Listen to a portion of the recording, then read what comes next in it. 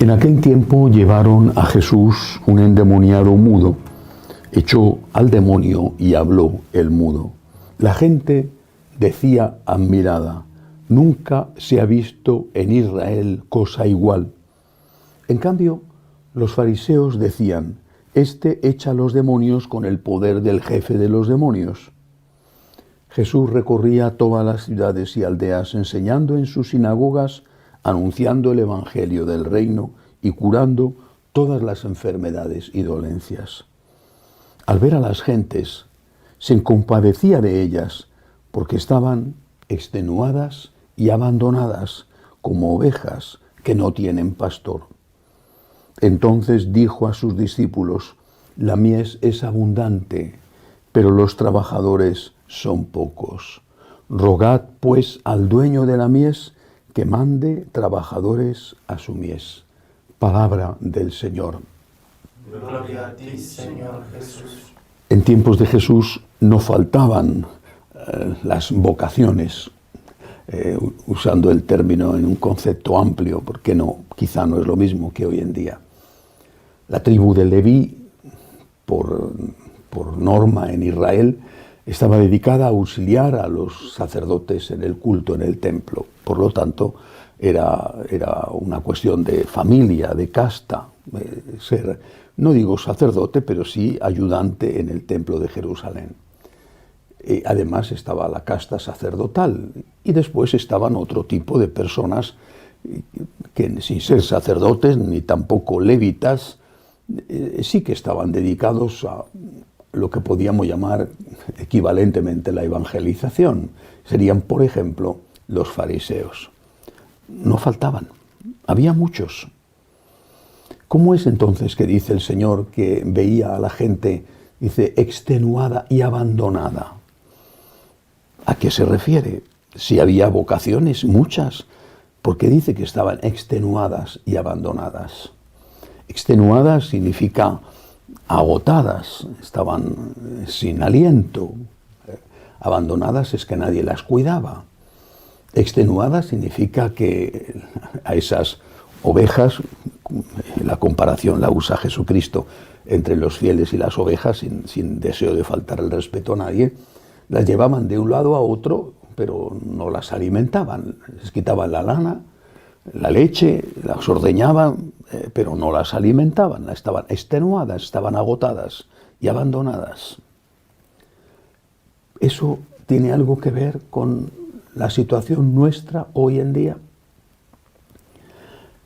Hay una diferencia grande, muy grande, y es que hoy no hay vocaciones. Es un problema muy, muy serio.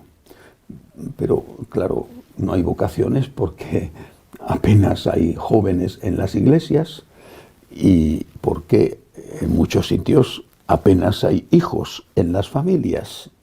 En España se casa poquísima gente, y de la poca gente que se casa, aún menos gente se casa por la iglesia.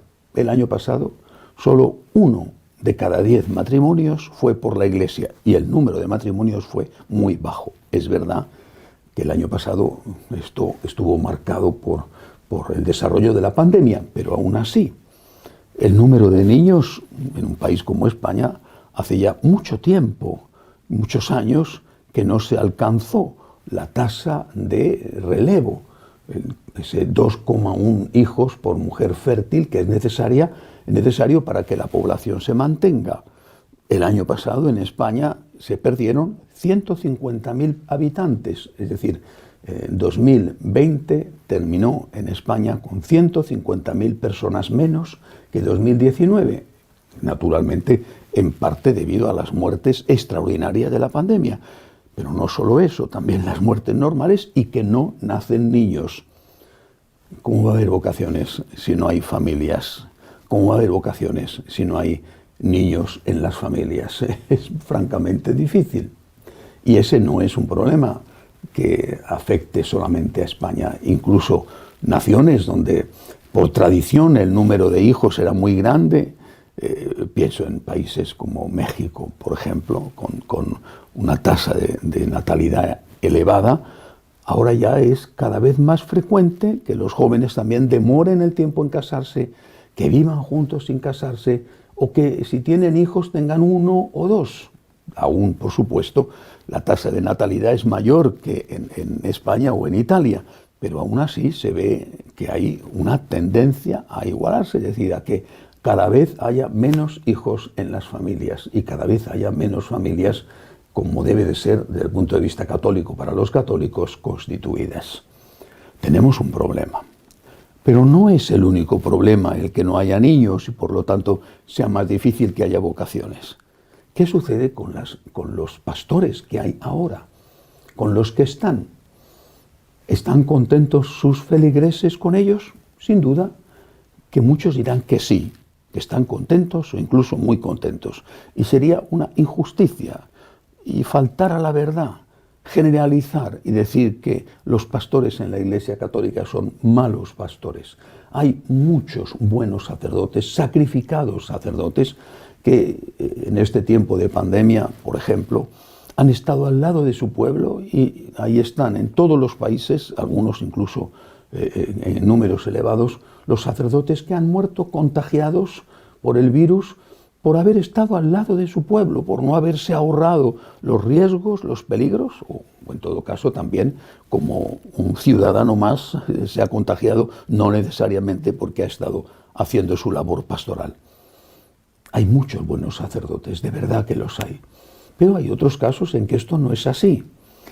Hay personas, sacerdotes, que dan mal ejemplo, llegando incluso al delito, tipo pederastia, por poner un nombre concreto al delito, aunque no es el único.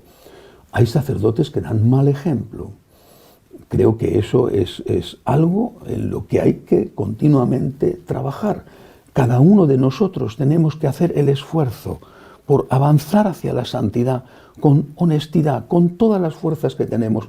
Volver a empezar si cometemos un pecado, y no necesariamente un pecado ligado al sexto mandamiento, sino un pecado, por ejemplo, ligado a la ira, al carácter o a la avaricia. Pero hay otro problema, el problema no solo del comportamiento moral de los sacerdotes, sino especialmente el problema de la enseñanza. Muchos sacerdotes, no voy a entrar a saber qué porcentaje es, pero sí, muchos, en unos sitios ciertamente más que otros, se han apropiado del mensaje y ya no transmiten el mensaje de Jesucristo.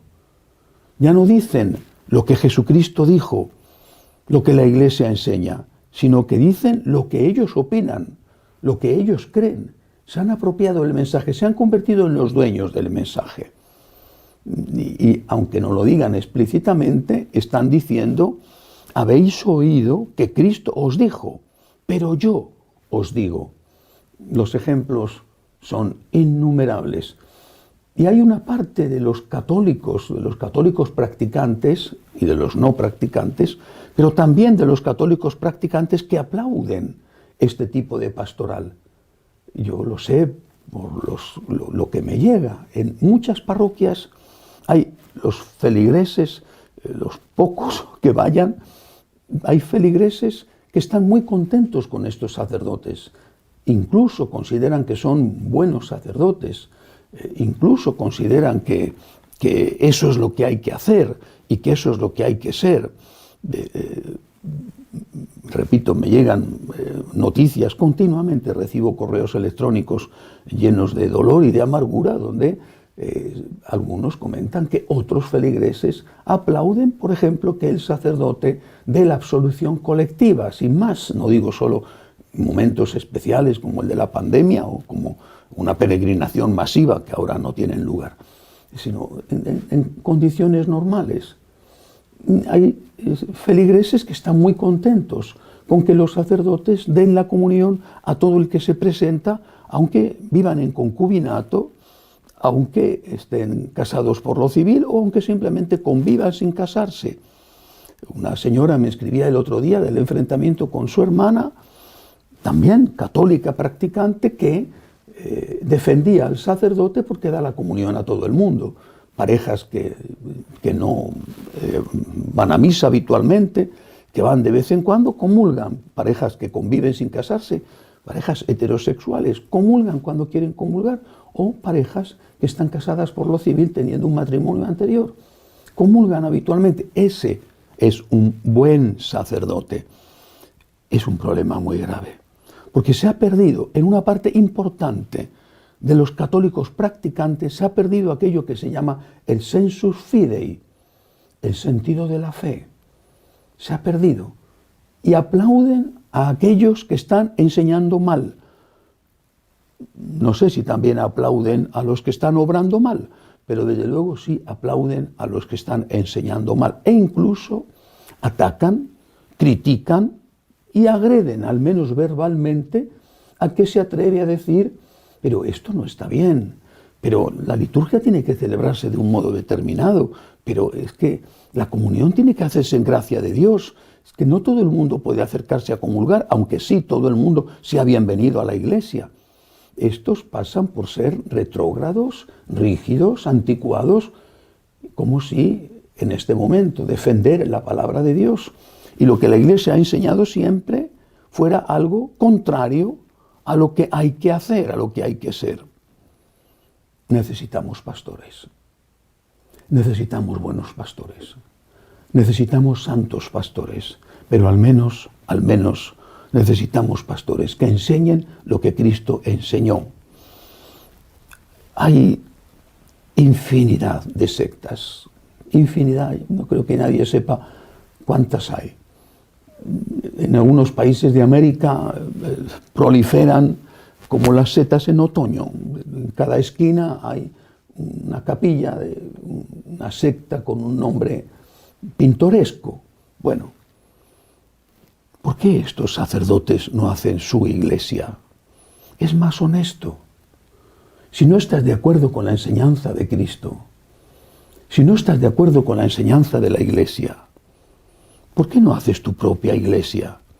La bautizas como tú quieras, con tu nombre. Iglesia de don fulanito. Ya está.